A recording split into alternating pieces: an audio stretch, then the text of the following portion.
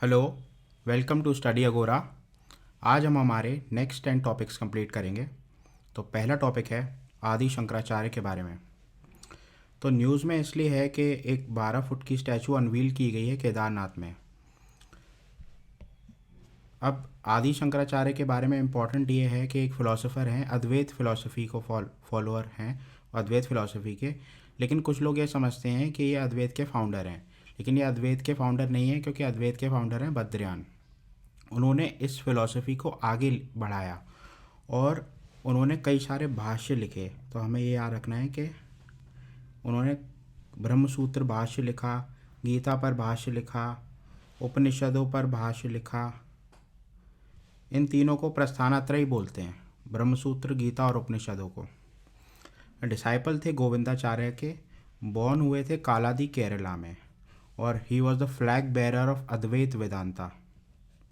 अद्वैत होता है कि it is radical non dualism. तो मैंने यहाँ मार्क किया है आप लोगों के लिए, it is radical non dualism.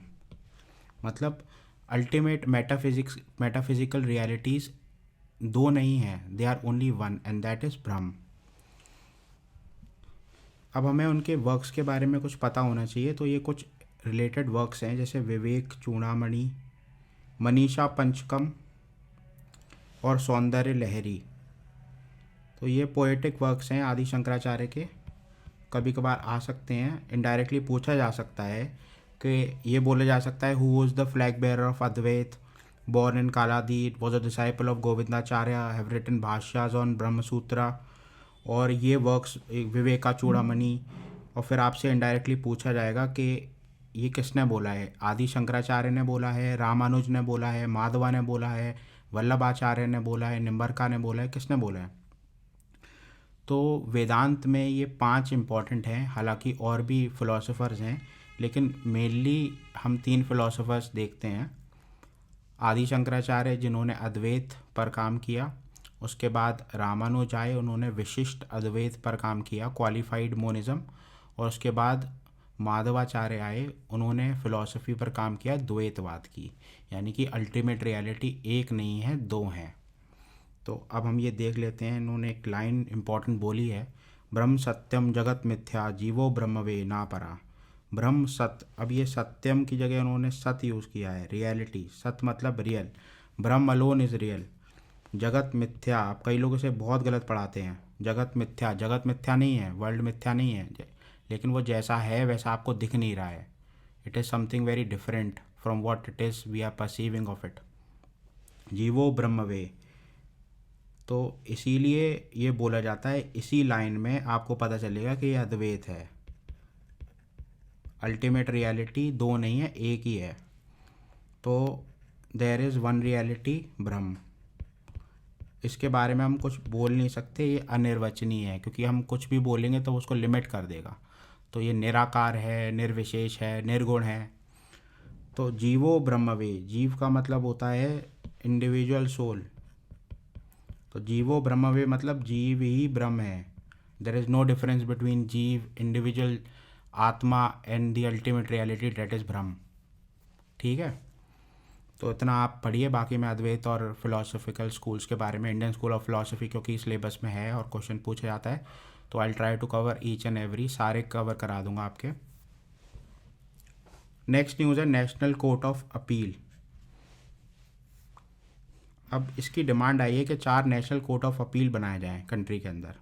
तो NCA, National Court of Appeal, will act as final court of justice in dealing with appeals from the high courts and tribunals within their region in matters related to civil, criminal, labour and revenue matters. तो बात simple सी ये है कि अभी supreme court के पास appeals भी आती हैं, मतलब सबॉर्डिनेट कोर्ट से जो मैटर्स अपील में गए हाई कोर्ट, और हाई कोर्ट से जो अपील गई सुप्रीम कोर्ट में, तो वो सुप्रीम कोर्ट को हेयर करना पड़ता है। तो उसके पास काफ़ी बर्डन हो गया है। तो अटॉर्नी जनरल के वेणुगोपाल ने ये डिमांड करी है कि हम क्यों ना देश के अंदर 4 नेशनल कोर्ट्स ऑफ अपील बनाएं। इससे ये होगा कि Supreme Court will only hear constitutional matters and public law matters. तो उनका बर्डन कम हो जाएगा, it will unburden the Supreme Court, save a lot of time. अब चैलेंजेस ये हैं कि it will required amendment in article 130 में अमेंडमेंट इसके लिए करना पड़ेगा। और दूसरी बात ये है कि अपील एज एन प्रोसेस वो एक बेसिक स्ट्रक्चर का पार्ट है, तो फिर अगर आप अपील को सुप्रीम कोर्ट से हटाओगे बेसिक अपील को, तो वो बेसिक स्ट्रक्चर डॉक्ट्रिन को वायलेट करेगा। एक तो चैलेंज ये है। दूसरा चैलेंज ये है कि अमेंडमेंट रिक्वायर होगा आर्टिकल 130 के अंदर, और which is not allowed as it would change the constitution of the Supreme Court completely. तो कुछ चैलेंजेस हैं। और एक चैलेंज और है, जैसा कि आपको पता होगा कि जो सबऑर्डिनेट कोर्ट्स हैं एक्चुअल में उनके पास लिटिगेशन ज़्यादा है, तो they are very burdened with litigation. तो अब इसके अंदर उनकी कोर्ट ऑफ, ये तो सुप्रीम कोर्ट के बारे में हो रहा है ना कि सुप्रीम कोर्ट के पास जो अपील जा रही हैं उनके लिए हम 4 extra national Court of appeal बनाएं, लेकिन सबऑर्डिनेट कोर्ट्स का क्या होगा, वो तो ऑलरेडी ओवरबर्डनड है ना, तो उनके लिए भी हमें को सोचना चाहिए। तो छोटी सी न्यूज़ थी, मैंने बताई आपको। नोरो वायरस न्यूज़ में है क्योंकि केरला के वायनाड में कुछ लोग अफेक्ट हुए हैं इससे। It is similar to diarrhoea inducing rota virus, gastro intestinal illness cause करता है, ये हाईली कंटेजियस है। अब न्यूज़ में इसलिए because it is resistant to many disinfectants and can tolerate heat up to 60 degree Celsius. तो इससे ये होगा chlorinating water and steaming food does not kill the virus. तो इसका ये दिक्कत है इससे नोरो वायरस के, कि we need more research on this. तो न्यूज़ में था। अब एक इंडाइस है, रिपोर्ट है, global state of democracy report. ज़्यादा नहीं पढ़ना है इसके बारे में, बट ये है कि किसने रिलीज़ किया, क्योंकि global state of democracy report है। International institute for democracy and electoral assistance, तो ये आपको याद रखना है, ये ऑर्गेनाइजेशन का नाम है, इम्पॉर्टेंट है। अब इसने ये बोला है कि पूरे वर्ल्ड में 3 टाइप की रेजीम्स हैं। एक है प्योर डेमोक्रेसीज, एक है हाइब्रिड डेमोक्रेसीज, और एक है प्योर अथॉरिटेरियन रेजीम्स।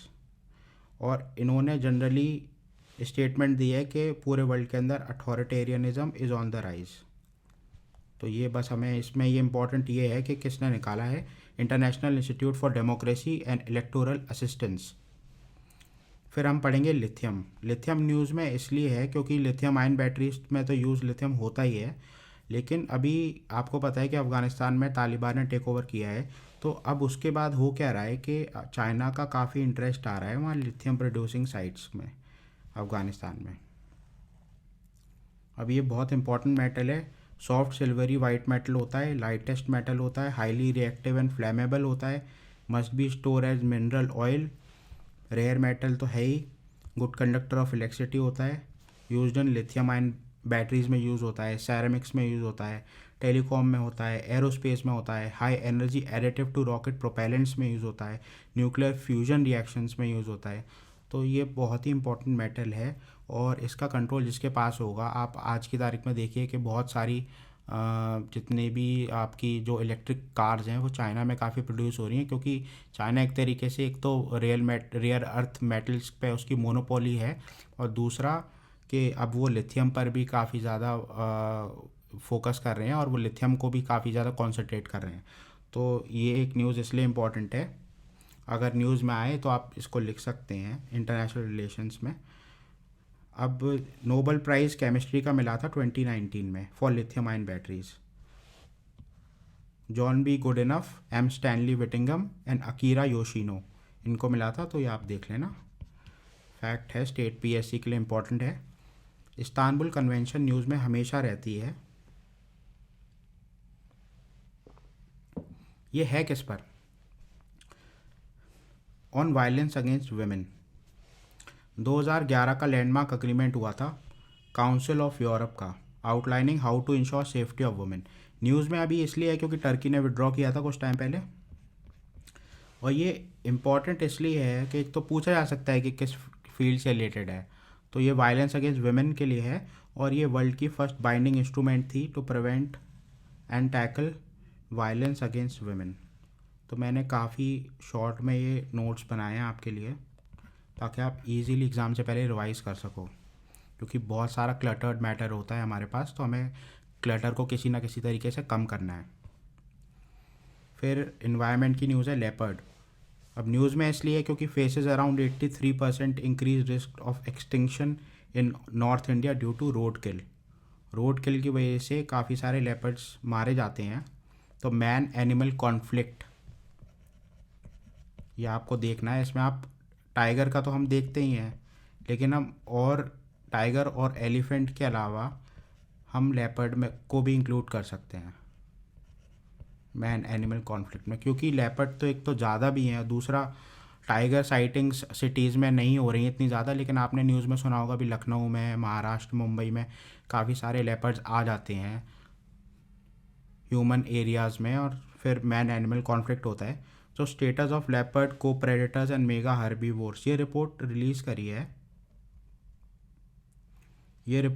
करी है MOEFCC ने, ministry of environment, forest and climate change. तो ये आप देख लेना। ऑफिशियल लेपर्ड काउंट इंक्रीज हुआ है 63% बिटवीन 2018। हाईएस्ट पॉपुलेशन पूछी जा सकती है MP में है, इसके बाद कर्नाटक में है, उसके बाद महाराष्ट्र में है। MP में 3421 लेपर्ड्स हैं अभी। IUCN इनका वनरेबल है, साइट अपेंडिक्स 1 में आते हैं, और schedule 1 wild life protection act 1972 में आते हैं। ये देख लीजिए आप लेपर्ड महाराज को। इंडस रिवर डॉल्फिन्स, अब इनको भूलन भी बोला जाता है पाकिस्तान वाले एरियाज़ में, भूलन।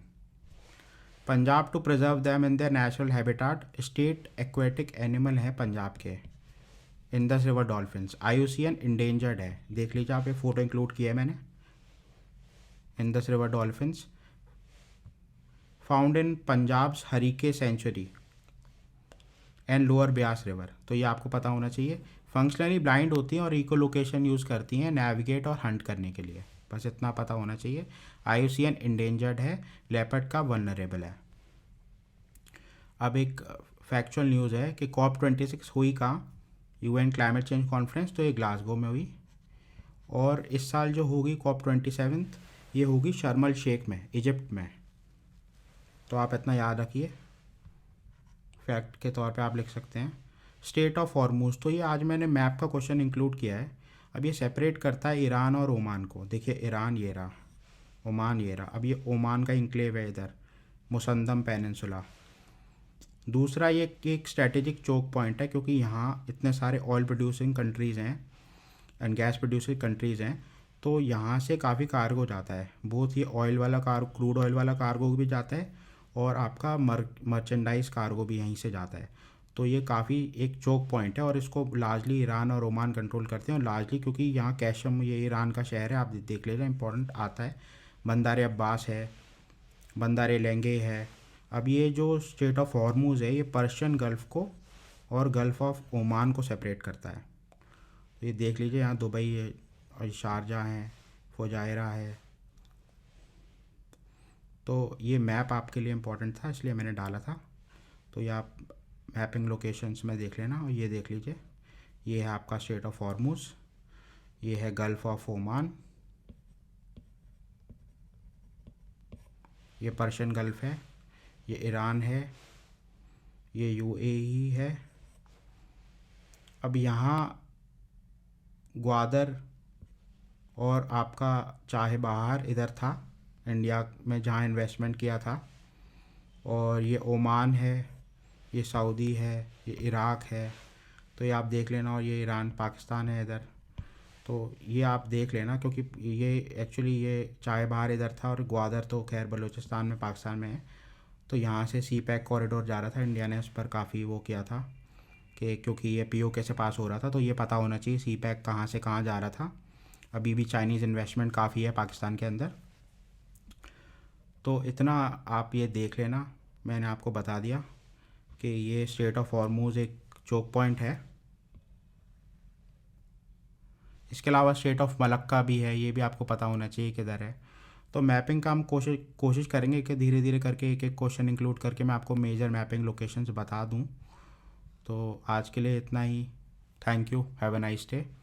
और आप मुझे इंस्टाग्राम पर भी फॉलो कर सकते हैं, UPSC_Agora पर, ये इंस्टाग्राम है मेरा, ठीक है। वहाँ मैं क्विज़ डालता हूँ, तो आप अटेम्प्ट करिए उन क्विज़ेस को, क्योंकि लास्ट टाइम 2 से 3 क्वेश्चन डायरेक्टली आ गए थे मेरे क्विज़ में से, ठीक है। Thank you, have a nice day.